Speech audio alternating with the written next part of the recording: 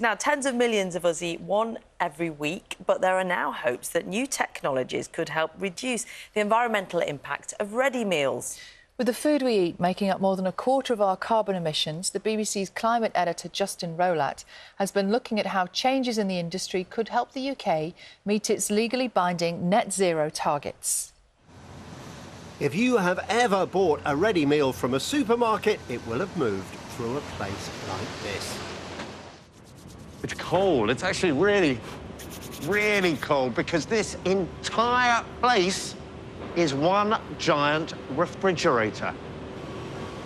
It's part of what supermarkets call the cold chain, and it is vital to keep food fresh. And new AI tech involving sensors placed across the warehouse has reduced Tesco's enormous electricity bill. We're getting those issues sorted out as quickly as we possibly can. Some of these items could go unseen for weeks or months or even years. Over a 12-month period, we saved 2.3 gigawatt hours of electricity. That is the same as the annual electricity use of around 850 homes. It's one of the many savings supermarkets will need to make if they're to get anywhere near net zero by 2050.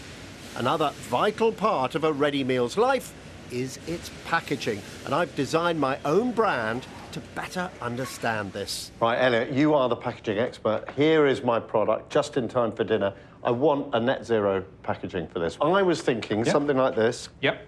Cardboard, paper, can't get any better, can you? So, contrary to popular belief, when we factor in food preservation, plastic's actually better for the environment in terms of carbon emissions. I'm talking about plastic and food preservation specifically.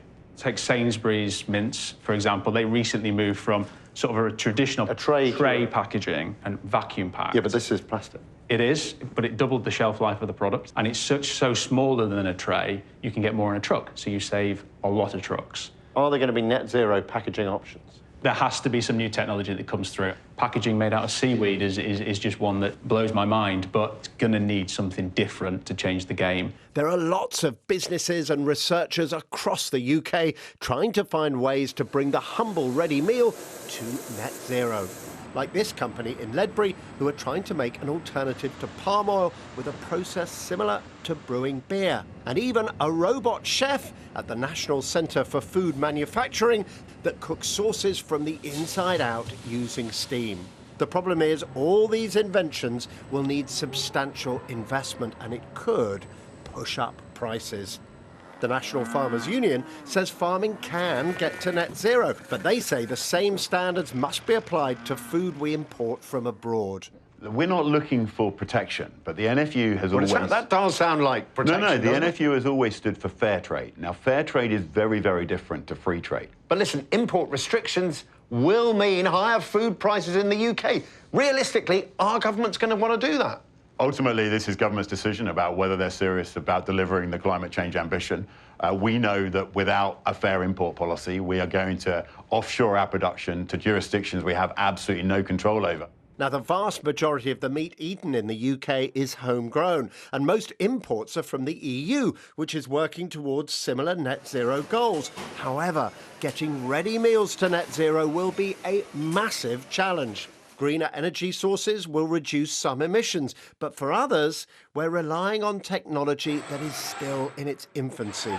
And if that new tech raises prices, it is not going to be popular with the public. So there are big hurdles ahead. Justin Rowlatt, BBC News. You can watch the full documentary, Ready Meals, What They Really Mean for You, tonight at 9 o'clock on BBC One, or it's available now on iPlayer.